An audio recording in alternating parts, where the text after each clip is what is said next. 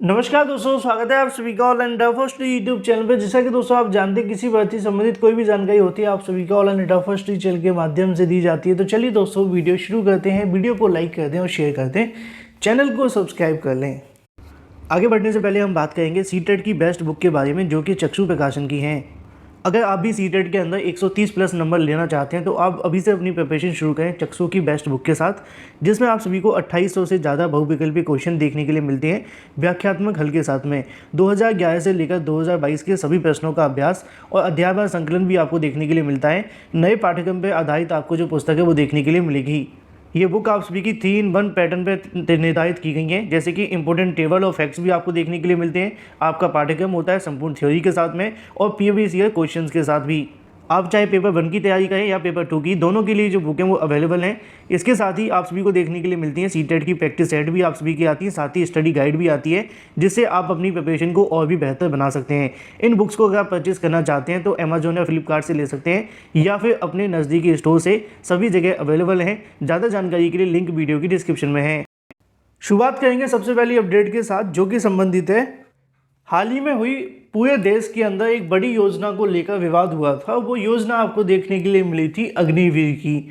ये जो अग्निवीर की योजना थी, इसको लेकर पहले एक विभाग में लागू किया गया, जैसे कि आप जानते हैं कि यहाँ पे लागू किया गया था सबसे पहले आर्मी के अंदर, ठीक है, सेना भर्ती के अंदर। वहाँ से फिर कहीं ना कहीं समाचार पत्रों में जानकारी निकली कि रेलवे के अंदर भी ऐसा होगा।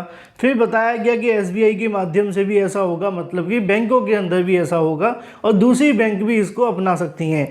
अब धीरे धीरे करके कहीं ना कहीं अग्निवीरों की तर्ज पर सभी विभागों के अंदर और कंपनियों के अंदर इस प्रकार की जो भर्तियाँ वो देखने के लिए मिल रही हैं। उसी के संबंध में जानकारी आप सभी को यहाँ से भी देखने के लिए मिलेगी। अगर बात की जाए आयुध कंपनियों में होगी अग्निवीरों की तर्ज पर भर्ती। 1 से लेकर अगर बात की जाए तो 4 साल तक की जो की जाएगी नियुक्तियाँ, 19,900 रुपये का यहाँ से जो वेतन है वो देखने के लिए मिलेगा। देश की 3 सेनाओं में भर्ती किए जाने को लेकर अग्निवीर की तर्ज पर आयुध कंपनियों ने भी इसको लेकर नियुक्ति की जाएगी। इसकी शुरुआत गोला बारूद बनाने वाली कंपनी म्यूनिस इंडिया लिमिटेड मतलब MIL करने जा रही है। कंपनी की ओर से 5 सितंबर को इस संबंध में पत्र जारी किया गया था। यह कंपनी 12 आयुध निर्माणियों को लेकर विलय कर बनी है। इसमें केमिकल प्रोसेसिंग वर्कर देखने के लिए मिलते हैं। मतलब आसान भाषा में कहा जाए तो भाई यहाँ पे भी अग्निवीरों की तर्ज पर भर्तियाँ देखने के लिए मिलेगी। अगर प्राइवेट सेक्टर के अंदर भी अग्निवीरों की तरह भर्ती होने लग गई तो 4 साल के बाद क्या हुआ करेगा। ये कहीं ना कहीं सरकार ने एक ऐसी योजना लाकर दे दी है जो कि भविष्य के लिए काफ़ी ज़्यादा घातक साबित होती है। इसको लेकर आपके विचार क्या हैं, कमेंट में बताएं। बात कर लेते हैं अपनी अगली अपडेट के बारे में, जो कि संबंधित है एडेड जूनियर शिक्षक भर्ती को लेकर। एडेड जूनियर शिक्षक भर्ती के संबंध में आप जानते हैं कि परीक्षा को रद्द किए जाने को लेकर लगातार छात्रों के माध्यम से तमाम जो मांगे वो रखी जा रही हैं। कुछ अभ्यर्थी जैसा कि हमेशा की तरह चाहते हैं कि परीक्षा रद्द हो जाए, तो कुछ अभ्यर्थी हमेशा की तरह चाहते हैं कि परीक्षा अपने तय समय पर होने के बाद में अब जो परीक्षा का परिणाम जारी हो गया तो भर्ती पूरी हो जाए। जिनके साथ गलत हुआ है वो चाहते हैं कि दोबारा से परिणाम जारी हो, क्योंकि अगर इनवैलिड सीरीज हुई है तो दोबारा से चेक हो। कुछ अभ्यर्थी चाहते हैं कि परीक्षा रद्द हो जाए। अब ये अलग अलग 3 प्रकार की जो मांगे देखने के लिए मिल रही हैं, इसको लेकर PNB सचिव के सामने मांग भी रखी जा रही है। लेकिन सचिव परीक्षा नियामक अधिकारी क्या बयान देते हैं वो भी आप सभी देख सकते हैं। जैसा कि आप सभी को यहाँ पे देखने के लिए मिलता है, उनका कहना है कि निर्देश पढ़े बगैर OMR शीट में गलती करने वालों को निराशा मिली है। एक गलती से हजारों छात्रों की जो नौकरी है वो चली गई है। एडेड जूनियर शिक्षक भर्ती को लेकर अगर बात की जाए, OMR शीट में गलत भरने के कारण तकरीबन 2,500 अभ्यर्थियों को पास होने के लिए आवश्यक नंबर से अधिक पाने के बावजूद भी फेल हो गए। 15 नवंबर 2021 को पहली बार जारी परिणाम में तकरीबन 2,500 अभ्यर्थी ऐसे थे जिन्होंने OMR शीट निर्धारित गोले के स्थान को गलत भर दिया था। विषय या सीरीज भर दिया गया। उसके बाद में उदाहरण के तौर पे हिंदी विषय के लिए प्रश्नों का उत्तर लिखा और इसके अलावा लेकिन विषय में गोले की जगह संस्कृत भर दिया। पुनर्मूल्यांकन के दौरान गड़बड़ियां पकड़ी गईं तो 6 सितंबर को घोषित परिणाम को लेकर बहुत सारे अभ्यर्थी इनको ही फेल कर दिया गया। इसी के संबंध में यहाँ पे लिखा हुआ है कि TET 2021 के अंदर भी 6,000 से ज़्यादा अभ्यर्थी असफल हो गए थे, क्योंकि उन्होंने सीरीज को गलत भर दिया था। यहाँ लिखा हुआ है कि 6,000 सीटों का तो मूल्यांकन ही देखने के लिए नहीं मिला था 2021 में। अब इसको लेकर सचिव परीक्षा नियामक अधिकारी क्या कहते हैं वो लिखा हुआ है कि OMR शीट में होने वाली गलतियां या फिर परीक्षा में स्पष्ट दिशा निर्देश के लिए उत्तर पत्रक के गोले सावधानी पूर्वक भरें। गलत विषय, सीरीज, आदि भरने के कारण कंप्यूटर ऐसी OMR सीट का मूल्यांकन नहीं करता है। मतलब आसान भाषा में कहा जाए तो यहाँ पे एडेड जूनियर भर्ती को लेकर सचिव परीक्षा नियामक प्राधिकारी का बयान ये है कि जिन्होंने गलत सीरीज भरी है या फिर 2 गोले काले किए हैं तो उनका तो मूल्यांकन नहीं होगा। लेकिन यहाँ पे सवाल ये नहीं है कि उन्होंने 2 गोले काले किए हैं। बहुत सारे छात्रों ने इस बात को लेकर दावा पेश किया है कि उनकी जो OMR है वो बिल्कुल सही है, ना उन्होंने 2 गोले काले किए हैं और ना ही उन्होंने सीरीज को गलत भरा है। जब दोनों ही गलती उनके माध्यम से नहीं हुई है तो आखिर उनका परिणाम इनवैलिड क्यों आ रहा है। बहुत सारे छात्रों ने अपनी OMR को भी दिखा दिया है ना। अब यहाँ पे जो अभ्यर्थी अच्छे खासे नंबर लेकर के आए थे वो तो चाहते हैं कि परिणाम दोबारा से जारी हो जाए। कुछ अभ्यर्थी भले परीक्षा रद्द करने की मांग की जा रही है, दोबारा से परीक्षा की मांग की जा रही है, लेकिन इसको लेकर सचिव परीक्षा नियामक प्राधिकारी को स्पष्टीकरण देने की आवश्यकता है। जो भी अभ्यर्थी यहाँ पे कहीं ना कहीं इस मुद्दे को लेकर पहुँचे हैं उनका यहाँ पे जो या तो वो सही है इसके बारे में बताया जाए, अगर वो गलत हैं तो इसको भी स्पष्ट किया जाए।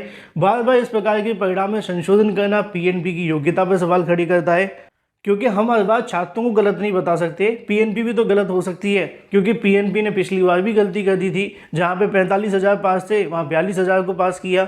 मतलब कुछ तो घोटाला PNP ने भी किया था ना पिछली बार। तो ऐसे छात्रों को हम सीधा दोष नहीं दे सकते हैं। अगर कुछ अभ्यर्थी गलत होंगे तो कुछ सही भी होंगे।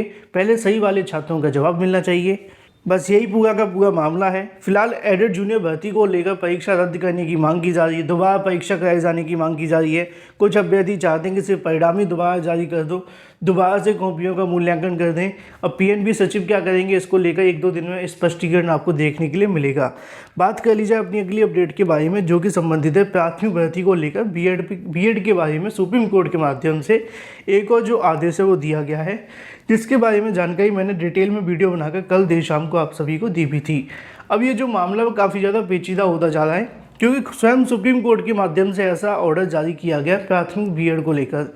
यहाँ पे उन्होंने सभी के सभी राज्यों को नोटिस जारी कर दिए गए हैं, भले ही वो वहाँ पे बीएड बनाम BTC का मामला हो या ना हो, वो इस मुद्दे को लेकर अगर चाहें तो बहस कर सकते हैं। जैसे कि आप ये वीडियो देख रहे हैं, अगर आपको लगता है कि बीएड बनाम BTC के मामले पे भाई मुझे कुछ तथ्य रखने हैं, तो आप भी अपनी यहाँ से IA डालकर, है ना, यहाँ पे अपने वकील के माध्यम से या फिर कोई अधिवक्ता के माध्यम से जाकर अपने पक्ष को रख सकते हैं। क्योंकि सुप्रीम कोर्ट ने सभी को, जो भी यहाँ पे प्राइवेट संगठन है, एक सिंगल व्यक्ति है या फिर कोई सरकार है, वो आकर बीएड बनाम BTC के मुद्दे को लेकर अपनी बहस कर सकती है। साथ ही इसके लिए उनके माध्यम से एक टाइमलाइन भी निर्धारित कर दी गई है कि जो भी अपनी बहस को रखना चाहते हैं 12 अक्टूबर 2022 तक रख सकते हैं। उसके बाद में किसी प्रकार का ना तो प्रत्यावेदन स्वीकार होगा और ना ही कोई आर्गूमेंट को यहाँ से स्वीकार किया जाएगा। फिलहाल बीएड बनाम BTC का मामला काफ़ी ज़्यादा पेचीदा हो गया है। इसका जो फैसला वो आपको अगले मंथ देखने के लिए मिलेगा 12 अक्टूबर के बाद सुप्रीम कोर्ट से। बात कर लेते हैं अपनी अगली अपडेट के बारे में, जो कि संबंधित है DLED V बनाम BTC V योजना के बारे में। आप जानते हैं कि भाई प्राथमिक शिक्षक भर्ती के नाम पर सरकार या फिर सरकार के मंत्री जवाब नहीं देते। कॉलेजों की अगर बात की जाए तो धाड़ धाड़ बीएड बनाम BTC के लोग जो कहीं ना कहीं कोर्सेज हैं वो शुरू किए जा रहे हैं। हर साल बीएड में 6 से 7 लाख अभ्यर्थी सम्मिलित होते हैं।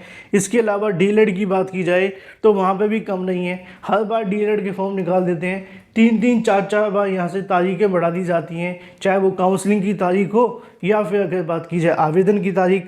लेकिन इतना सब कुछ करने के बावजूद भी DLED और BTC वीज बनाने की जो योजना है वो तो पूरे तरीके से फ्लॉप रही है। DLED में अगर बात की है 1.25 लाख सीट खाली हैं, प्रवेश का सीधा मौका यहाँ पे देखने के लिए मिलता है। डिप्लोमा इन एलिमेंट्री एजुकेशन 2022 में पहले तो सीटों के अनुरूप आवेदन आए, उसके बाद जो आवेदन आए उसमें से भी 45,000 अभ्यर्थी ने ही अब तक प्रवेश लिया है। इस प्रकार 1,25,000 से ज़्यादा जो सीटें वो खाली पड़ी हुई हैं। 2 चरण में प्रवेश लिए जाने के बाद खाली रह गई हैं। अगर स्वीकृत सीटें प्रवेश भरने वाले अभ्यर्थियों की संख्या देखेंगे तो यह आंकड़ा 1,71,447 पहुँचेगा। उत्तर प्रदेश परीक्षा नियामक प्राधिकारी की अगर बात की जाए, इसको लेकर यहाँ से मेरिटवार प्रक्रिया होने के बाद प्रवेश के आंकड़े चिंताजनक हैं। अब रिक्त पदों के लिए, अगर रिक्त सीटों के लिए सीधे प्रवेश लेने का एक अवसर दिया जाएगा। परीक्षा नियामक अनिल भूषण चतुर्वेदी का कहना है कि 2,16,600 सीटों के लिए ऑनलाइन आवेदन लिए गए थे। तिथि बढ़ाए जाने के बावजूद भी उतने आवेदन देखने के लिए नहीं मिले जितनी स्वीकृत सीटें हैं। बात कर लेते हैं अपनी अगली अपडेट के बारे में, जो कि संबंधित है खंड शिक्षा अधिकारी, इसके अलावा 6,800 को लेकर। 6800 के बारे में लगातार अभ्यर्थी अपडेट का इंतजार करते हैं। बहुत सारे अभ्यर्थी मुझे मैसेज भी करते हैं और इस मुद्दे को लेकर पूछते हैं कि सर 6800 का कब तक और क्या होगा। 6800 के बारे में सरकार कहीं ना कहीं पूरे तरीके से डीएक्टिवेट है। चुनावी मुद्दा समझकर 6800 की सूची तो जारी कर दी, लेकिन चुनाव की तरह जैसे कि कहीं ना कहीं आप जानते हैं कि चुनावी वादे होते हैं और जब सरकार आ जाती है तो ऐसे गायब हो जाते हैं जैसे कि गधे के ऊपर से सींग। सेम यहाँ पे 6800 को लेकर सरकार कर रही है। सरकार के ना तो अधिकारी कुछ इसको लेकर बताते हैं, ना ही अधिवक्ता। ऐसे में 6800 को लेकर मामला कोर्ट में भी लगा हुआ है, लेकिन लगता नहीं है कि कुछ जल्द हो जाएगा। धीरे धीरे करके उम्मीदें ये है कि आगामी 1-2 महीने 6800 वाले छात्रों को और इंतज़ार करना पड़ेगा। उसके बाद ही इनके भविष्य में कोई फैसला होगा। अब भविष्य में क्या होगा, सरकार क्या करेगी, ये तो आप जानते हैं, करना ही पड़ेगा क्योंकि आरक्षण घोटाले को स्वीकार किया है। लेकिन सरकार भी कहीं ना कहीं इस मुद्दे को लेकर समय काट रही है। बात कर लेते हैं खंड शिक्षा अधिकारी भर्ती के बारे में। 2 प्रमुख परीक्षाओं के प्राप्तांक को कट ऑफ को लेकर असमंजस है। RO-ARO 2016 BO 2019 की परीक्षा के अंतिम चयन परिणाम जारी होने के 2 साल बाद भी अभ्यर्थी प्राप्तांक और कट ऑफ अंक जारी करने के लिए उत्तर प्रदेश लोक सेवा आयोग के चक्कर काट रहे हैं। यह विवाद उत्तर प्रदेश लोक सेवा आयोग की ओर से सूचना के अधिकार अधिनियम के तहत PCL 2020 में जुड़े एक सवाल को लेकर जवाब दिए जाने के बाद देखने के लिए मिला है। अभ्यर्थी दिनेश कुमार के माध्यम से आयोग की तरफ से जानकारी मांगी गई थी, जहां पर जानकारी लिखी हुई है कि आयोग ने जवाब दिया कि उत्तर पुस्तिकाओं के संरक्षित किए जाने की अवधि के बीत चुकी है, लेकिन उसके चलते अभी तक यहां से कोई भी जवाब नहीं दिया गया। BO 2019 और RO-ARO 2016 के अभ्यर्थी परेशान हैं। उनका कहना है कि कट ऑफ अंक जारी कर दिए जाएँ, लेकिन UPPSC के माध्यम से ना तो कट ऑफ अंक जारी किए जा रहे हैं और ना ही अभी तक यहाँ से प्राप्तांक बताए जा रहे हैं। वीडियो को लाइक करते हैं, साथ ही शेयर करते हैं।